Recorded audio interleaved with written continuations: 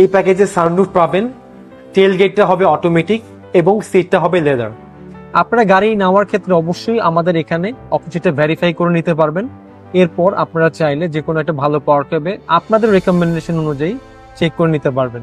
সিটের ক্ষেত্রে আপনার ব্রাউন লেদার হতে পারে এবং ব্ল্যাক হতে পারে। আজকে যে গাড়িটা দেখাবো আপনাদের, এটার ভেতরে ইন্টেরিয়র হচ্ছিল ব্ল্যাক।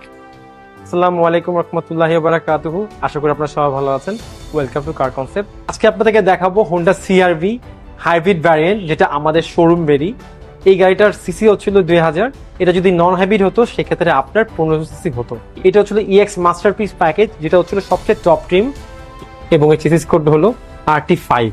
গাড়ির অকশন পয়েন্ট হচ্ছিল 4.5 এবং মাইলেজ হচ্ছিল আপনার 40,000 কিলোমিটার, যেটা জাপানের রাস্তায় চলেছিল।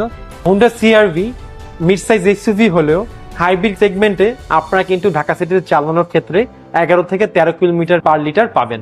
এই গাড়ির ফুয়েল ট্যাঙ্ক ক্যাপাসিটি হচ্ছিল 57 লিটার। এই গাড়িটা হচ্ছিল 4 সিলিন্ডার, ফ্রন্টে এবং ব্যাকে ডিস্ক ব্রেক ব্যবহার করা হয়েছে। হোন্ডার মডেলের গাড়িতে আপনার ইন্টেরিয়রের কমফোর্টেবিলিটি এবং ড্রাইভিং এক্সপিরিয়েন্স কিন্তু নেক্সট লেভেলে নিয়ে যাওয়া হয়েছে। ট্রান্সমিশন সিস্টেম ECVTi, সো অনেক রিলায়েবল একটা এক্সপিরিয়েন্স পাবেন।